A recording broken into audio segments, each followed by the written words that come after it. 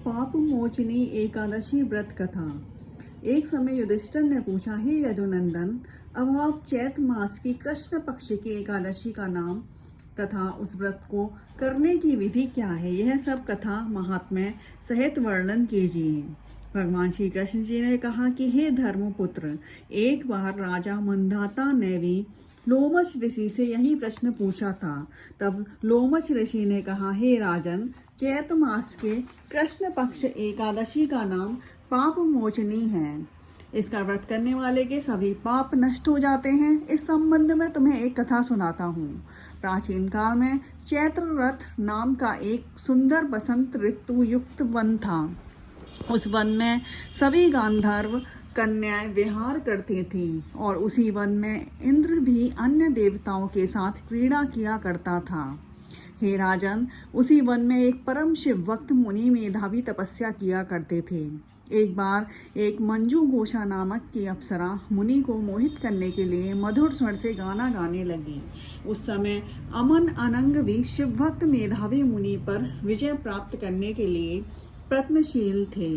तब कामदेव ने मंजू घोषा अप्सरा के भ्रू को धनुष बनाकर कटाक्ष की प्रत्यंचा चढ़ा, उसके नेत्रों को संकेत बना और कुंचों को कुरी बना मंजू घोषा को सेना नायक बनाकर मुनि के ऊपर प्रहार किया।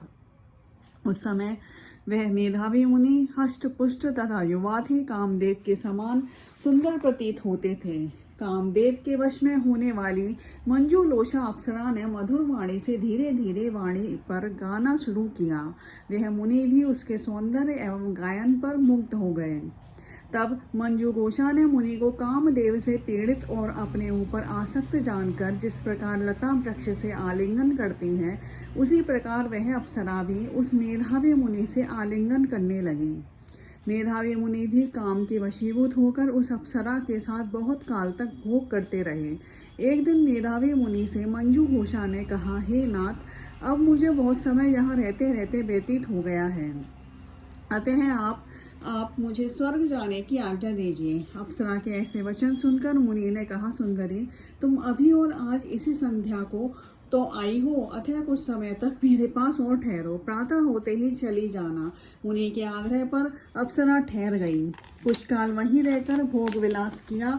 एक दिन फिर उस अप्सरा ने मुनि से स्वर्ग जाने की आज्ञा मांगी। मेधावी मुनि ने कहा, हे देवी, अभी तो कुछ भी समय नहीं हुआ है, अतः अभी कुछ देर के लिए और ठहर जाओ। अप्सरा ने कहा, हे मुनि, आपकी रात्रि का तो अंत होता ही नहीं दिखाई देता है, मुझे यहाँ आए बहुत समय बीत गया है। मंजू घोषा के ऐसे वचन सुनकर मुनि को आत्मज्ञान प्राप्त हुआ और उन्होंने जब भोग विलास करने के समय का विचार किया तो 57 वर्ष 7 माह और 3 दिन व्यतीत हो चुके थे। यह सोचकर मुनि उस अप्सरा को काल रूप समझने लगे। तब तो वह अपनी सारी तपस्या नष्ट हुई जानकर इस अप्सरा की ओर क्रोधित हो देखने लगे और उनके होठ कांपने लगे और समस्त इंद्रियां थरथराने लगीं।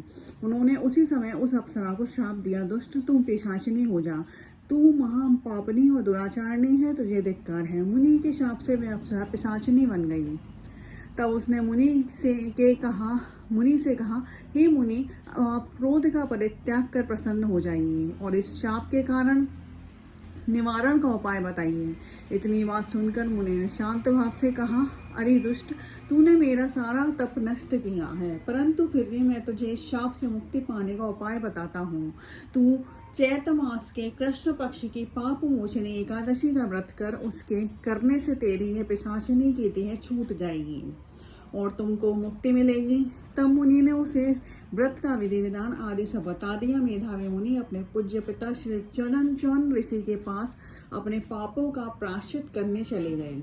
च्यवन ऋषि अपने पुत्र को देखकर बोले, पुत्र, तूने यह क्या किया? मेरे समस्त तप का अंत हो गया है।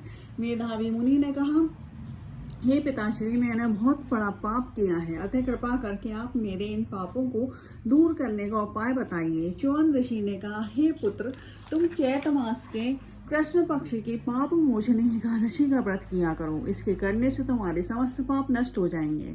पिता की आज्ञा से मेधावी मुनि ने विधि पूर्वक उस पाप मोचनी एकादशी के व्रत को किया, जिसके प्रभाव से उनके समस्त पापों का अंत हो गया। इधर वह अप्सरा भी पाप मोचनी एकादशी का व्रत कर अपने समस्त पापों से मुक्त हो और पिशाचिनी देह छोड़ सुंदर रूप धारण कर स्वर्गलोक को गई। लोमश ऋषि बोले, हे मंदाता, इस पाप मोचनी एकादशी के व्रत के प्रभाव से मनुष्य के समस्त पाप दूर हो जाते हैं। इसकी कथा सुनने करने तथा पढ़ने से 1000 गोदान का फल प्राप्त होता है। इस एकादशी के व्रत में चिरौंजी का सागर लिया जाता है।